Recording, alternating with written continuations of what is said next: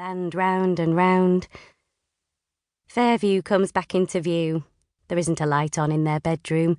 There isn't a light on anywhere. Lottie rubs at her eyes. She must have imagined it.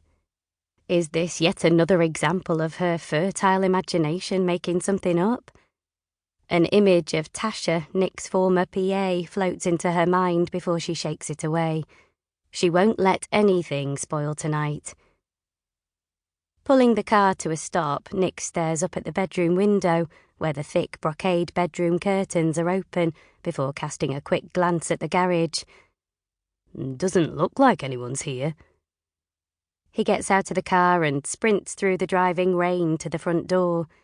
Lottie follows him, grappling with the hood of her jacket, fighting to get it over her head, but the wind whips it away. The door is locked. Nick fiddles with his keys, finally finding the one he wants.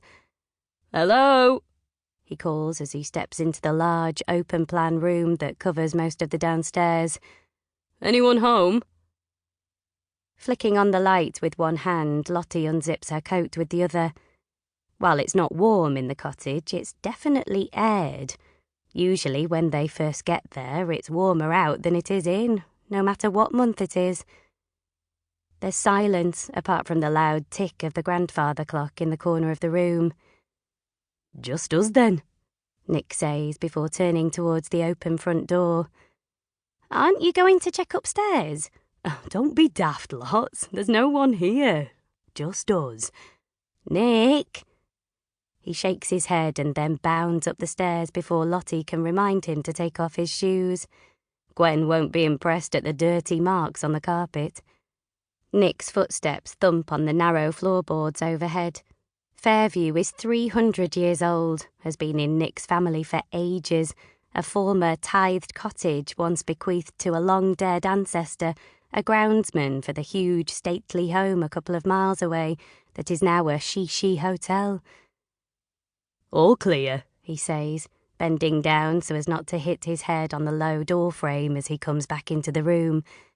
It's a big space width-wise, Nick's grandfather having bought up the cottages either side and knocked them through sometime in the 1950s, but the ceilings are low and the walls are crisscrossed by timber beams. "Has someone been sleeping in our room?"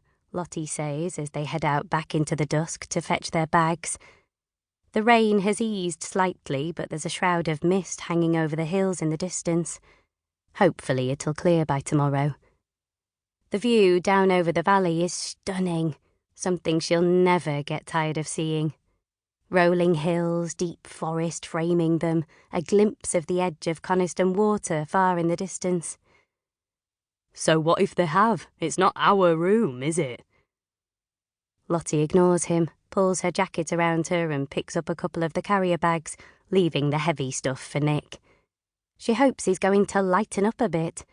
His mood has gone downhill over the past couple of months, hardly talking to her and then snapping when he does open his mouth.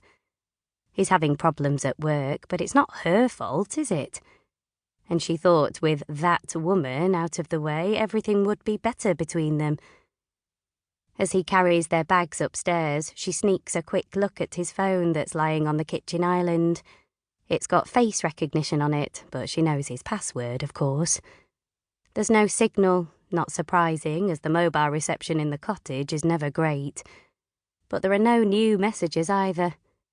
She lets out a long breath. Of course there won't be. After checking his work emails for the 10th time, all the while grumbling about the Wi-Fi signal as it dips in and out, Nick gets a fire going so that the open-plan room is cosy by the time she's finished knocking together the spag bol. They sit at the large wooden kitchen table, Nick shoveling the spaghetti into his mouth while she picks at hers. He's telling her about the latest round of problems with the derelict hotel that 4 months ago his firm won the contract to redesign. He's worried the contractor is screwing him over. He's worried that everything that could go wrong with the build is going wrong. "What does Kaz think about it all?" she asks. "Kaz has his own projects." "Can't you put your heads together about it?" Lottie says, even though she already knows the answer. Nick isn't...